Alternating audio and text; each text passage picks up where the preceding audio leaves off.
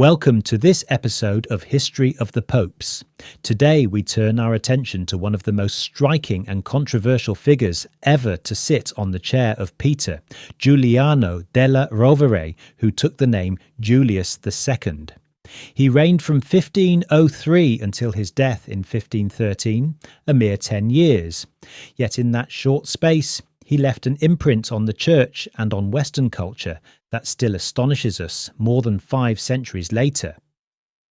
Born in 1443 near Genoa into a family of modest nobility, Giuliano was taken under the wing of his uncle, the Franciscan cardinal who became Pope Sixtus IV. That connection launched a remarkable career. By his early 30s, he was already a cardinal, accumulating bishoprics and abbacies in the way so many high churchmen did in that era. He served as legate in France, in the Papal States, even led troops in the field on occasion.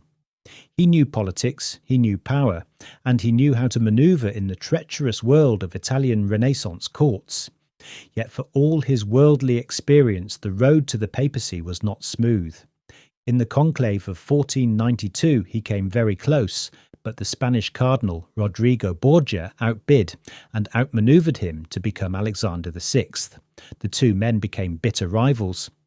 Giuliano spent much of Alexander's pontificate in exile, first in France, then in his own see of Ostia, fearing for his life. When Alexander died in 1503, the brief pontificate of Pius III followed. And then, in November of that year, Giuliano was elected Pope on the first ballot. He was 60 years old, vigorous, impatient, and determined to repair what he saw as the damage done by his predecessor.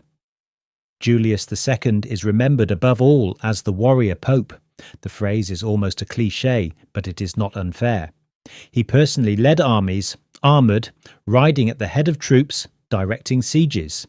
In 1506, he marched to Perugia and Bologna to bring those cities back under direct papal control. In 1511, at nearly 70, he was with his troops at the siege of Mirandola in the dead of winter, sleeping in a tent, urging the men forward. He wore a beard during that campaign, the first pope since the early centuries to do so, partly as a sign of mourning for losses, partly as a kind of defiant statement that he was a soldier as much as a pontiff. Why did he do these things? The answer lies in his overriding goal: to restore the temporal power of the papacy and to free Italy from foreign domination. The Italian peninsula in those years was a battlefield for France, Spain, the Empire, and the city-states. Julius hated what he called the barbarians, above all the French, who he believed had no business in Italy. His famous cry was "Fuori I barbari," out with the barbarians. He formed and dissolved leagues with bewildering speed. The League of Cambrai against Venice in 1508, then the Holy League against France in 1511, allying with Spain, England, and eventually even Venice. Battles were fought, cities changed hands, and Julius exulted when French troops were driven back across the Alps in 1512.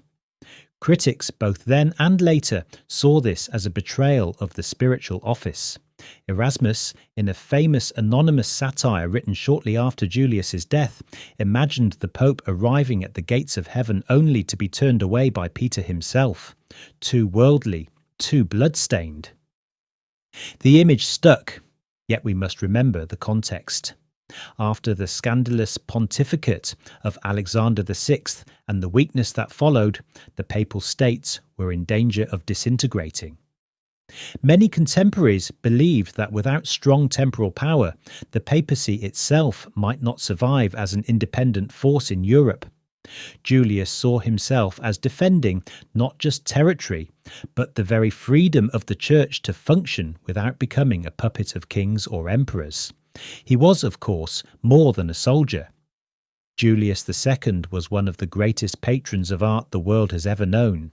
He had a vision for Rome as the new centre of Christian culture, rivaling the glories of antiquity.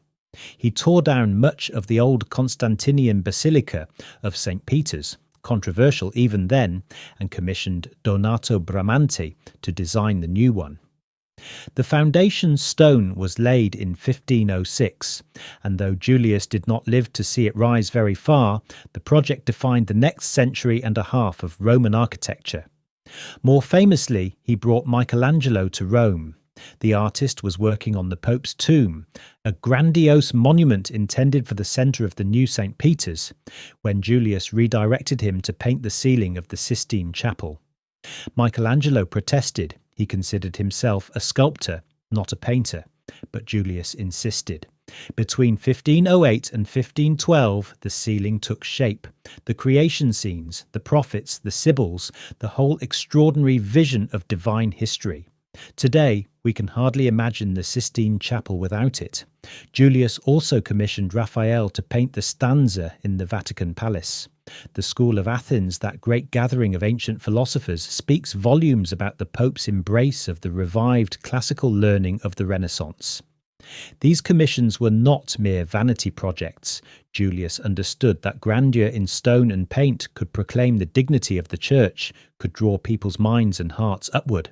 He founded the beginnings of the Vatican museums by collecting ancient statues, and he rebuilt streets in Rome to give the city a new dignity. In a very real sense, he helped create the high Renaissance as we know it. Yet Julius was no saint. He was choleric, quick to anger, capable of harsh words and harsh actions. He swore, he drank, he intimidated cardinals and courtiers alike. Rumours swirled about his private life, some of them scurrilous and probably unfounded. He held multiple bishoprics before becoming pope, a practice almost universal in his day, but one that reformers would soon condemn. He called the Fifth Lateran Council in 1512, hoping to address abuses and head off schism, but it achieved little before his death. A crusade against the Turks was in his mind at the end, but he died before he could proclaim it. Julius II died on February 21st, 1513, after a brief illness. His passing marked the end of an era. His successor, Leo X, a Medici, would inherit a strengthened papal states, but also a Rome glittering with art, and a church facing challenges that Julius could scarcely have foreseen. The warrior pope had saved the independence of the papacy in a time of crisis, but the very methods he used would fuel the criticisms that exploded a few years later with Martin Luther. What are we to make of him? He was a man of his time, deeply flawed, deeply energetic, deeply convinced that the Church needed power in this world if it was to fulfill its mission in the next. He embodied the paradoxes of the Renaissance papacy, the embrace of classical beauty alongside worldly ambition, the defence of spiritual authority through very temporal means. He was not a reformer in the later sense, yet he cleared the way for a stronger, more visible church, and he gave us treasures, the ceiling above us when we enter the Sistine, the vast basilica that still draws the world, that speak of a moment when Rome believed it could reconcile heaven and earth in splendour. Thank you for joining me in this reflection on Pope Julius II. Until next time, when we continue our journey through the long and fascinating history of the popes.